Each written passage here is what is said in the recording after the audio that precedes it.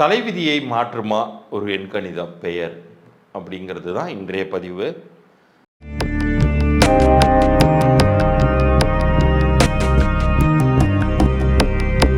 ரகசிய உண்மைகள் நேயர்களுக்கு எண்ணியல் நிபுணர் சதீஷ் ராவின் வணக்கங்கள்.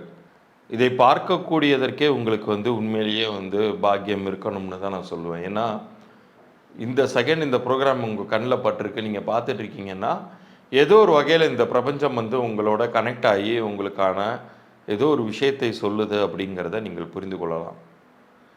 அந்த அளவுக்கு ஒரு முக்கியமான பதிவாக இது இருக்க போகுது. தலையெழுத்துங்கிறது என்னதுங்க?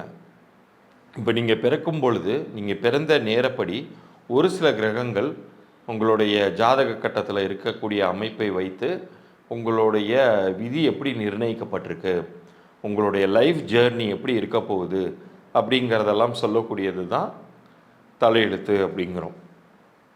அந்த தலையெழுத்தை மாற்ற முடியுமா? தலைவிதியை மாற்ற முடியுமா?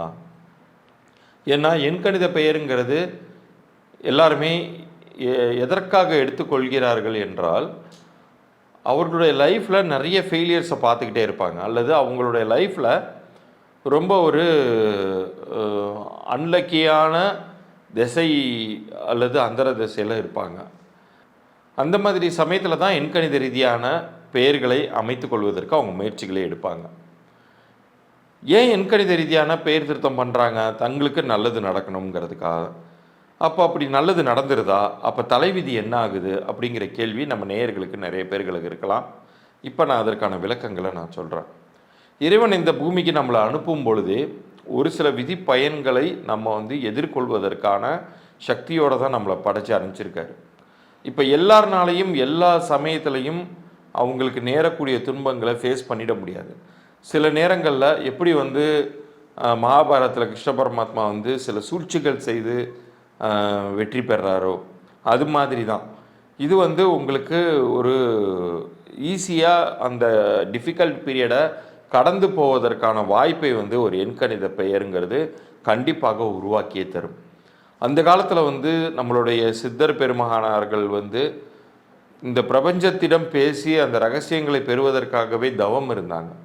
அவங்களுடைய தவ பயனாக நமக்கு கிடைத்தது தான் இன்றைக்கி இருக்கக்கூடிய பீஜ மந்திரங்கள்.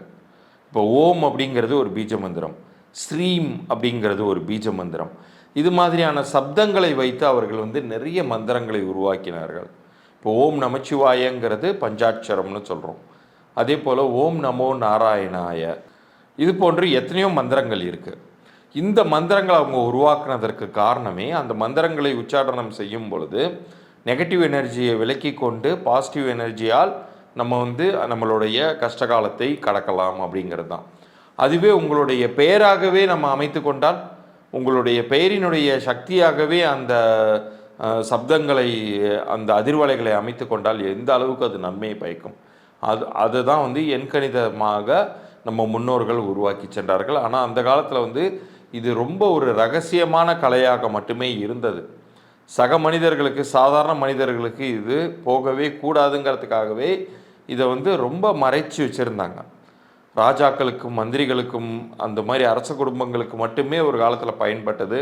அந்த காலத்தில் கிரேக்க அரசர்கள் அந்நிய நாட்டு மேலே படையெடுத்து போகும்பொழுது கூட எண்கணித ரீதியாக எந்த தேதிகள் அவர்களுக்கு வெற்றியை தருங்கிறதெல்லாம் தெரிந்து கொண்டு தான் அவங்க அந்த வெற்றிக்கான நாளை குறித்து வைத்து விட்டு தான் அவங்க போவாங்களாம். அந்த அளவுக்கு இது அவங்களுக்கு பலன் கிடைக்கக்கூடிய கலையாக அவர்கள் கண்டிருக்கிறார்கள். இப்போ இன்றைக்கி இருக்கக்கூடிய இந்த காலத்தில் பகுத்தறிவு பேசக்கூடிய நம்மளுடைய மனிதர்களுக்கே சயின்ஸ்லேயே ரொம்ப காம்ப்ளிகேட்டடான சயின்ஸாக நம்ம சொல்லக்கூடியது ராக்கெட் சயின்ஸ் அப்படின்னு சொல்லுவோம். அப்படிப்பட்ட ராக்கெட் சயின்ஸை கையாளக்கூடிய விஞ்ஞானிகளே ரொம்ப கஷ்டப்பட்டு ஒரு சேட்டலைட்டையோ ஒரு ராக்கெட்டையோ உருவாக்கிட்டு அவங்க எங்கே போகிறாங்க? கடைசியாக திருப்பதி ஸ்தலத்துக்கு போய் வேண்டிக்கிறாங்க நல்லபடியாக போகணுங்கிறது. ஸோ நம்மளுடைய அறிவை தாண்டி, நம்மளுடைய அறிவியல் சிந்தனையை தாண்டி வேறு ஏதோ ஒரு எக்ஸ்டர்னல் ஃபேக்டர் இருக்குது அப்படிங்கிறத சென்ற நூற்றாண்டின் தலை சிறந்த விஞ்ஞானியாக அறியப்பட்ட ஆல்பர்ட் ஐன்ஸ்டீன் கொண்டு ஒத்துக்கிட்டு இருக்காங்க.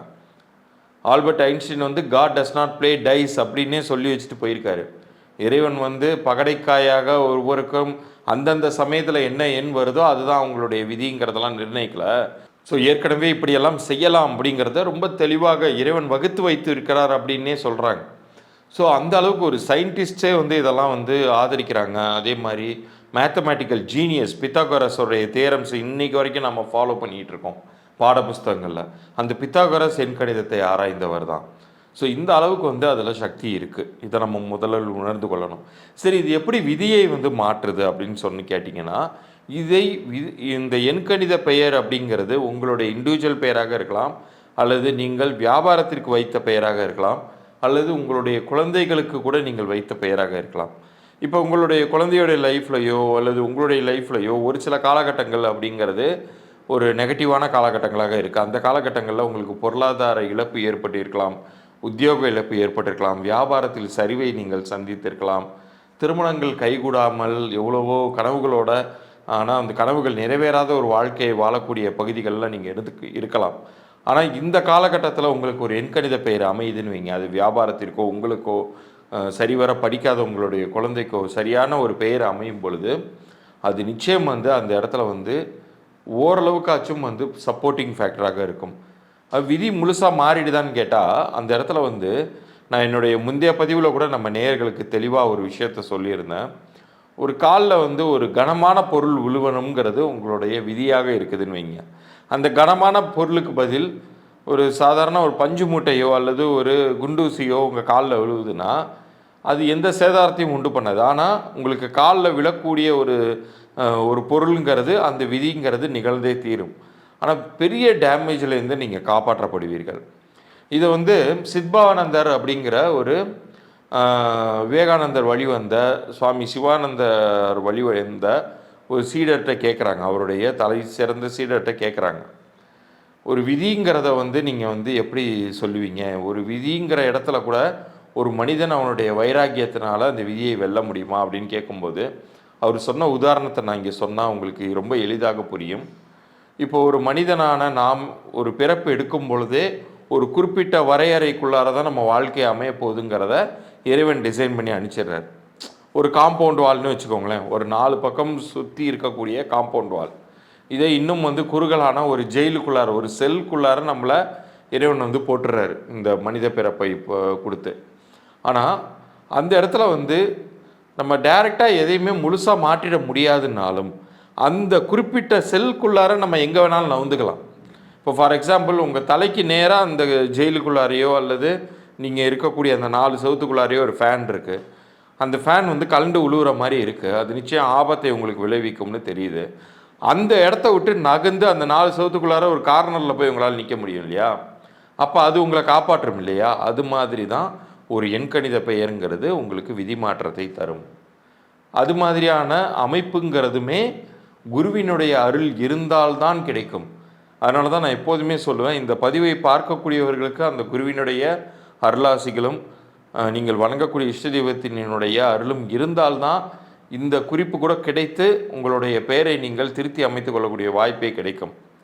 ஏன்னா ஒரு எண்கணித பெயருங்கிறது அந்த அளவுக்கு வந்து பவர்ஃபுல்லானதுங்க. ஒவ்வொரு தடவையும் எண்கணித பெயர் நடக்கும் பொழுதெல்லாம் என்னுடைய கிளையண்ட்ஸுக்கு ஒரு பக்கம் நல்லது நடக்குதுன்னு அவங்க ஃபீட்பேக் அனுப்பும் போதெல்லாம் எனக்கு இங்கே ஏதாச்சும் காலில் அடிபடுவதோ விபத்துக்குள்ளாவதோ நிகழும். ஏன்னா ஒரு அம்பு எய்யப்பட்டுருச்சுன்னா அது வந்து எங்கேயாச்சும் போய் குத்தி நிற்கணும்.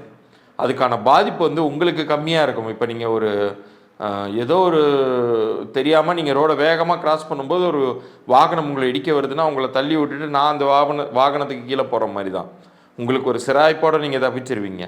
ஆனால் எனக்கு மேஜராக அடிபடுற மாதிரியான இருக்கிற சூழ்நிலையில் தான் அந்த அளவுக்கு தான் வந்து இதில் வந்து ரொம்ப பொருளடங்கிய விஷயமாக இருக்குது. ஸோ என்னை தற்காத்துக் கொள்வதற்காகவே இதற்காகவே நான் வந்து வாசி யோகம், சித்தர்களுடைய ஜீவசமாதிகளுடைய அருளாசிகளை பெறுவது, அந்த இடங்களுக்கு போய் அது மாதிரியெல்லாம் நம்மை வைத்து கொள்ளும் பொழுது தான் என்னால் பலன்களே சொல்ல முடியுது. என்னுடைய கிளைண்ட்ஸுகளுக்கும் நற்பலன்கள் அப்படிங்கிறது கிடைக்குது. ஸோ உங்களுக்கும் இது போன்ற ஒரு வகையில் உங்களுடைய பெயர் சரியாக அமைந்திருந்தால் நீங்கள் எதை பற்றியுமே கவலைப்பட தேவையில்லை. ஆனால் சரியாக அமையாத பட்சத்தில் உங்களுக்கு நடக்கக்கூடிய கிரக சூழ்நிலைகள் சரியாக இல்லாத சமயத்தில் உங்களுடைய பெயரும் உங்களை கைவிட்டுரும். எல்லா வகையிலையுமே ரொம்ப துன்பத்தை வந்து அது கொடுத்துரும். ஆனால் அந்த அளவுக்கு துன்பத்தை அனுபவிக்கணுமான்னு கேட்டால் அவசியம் இல்லை.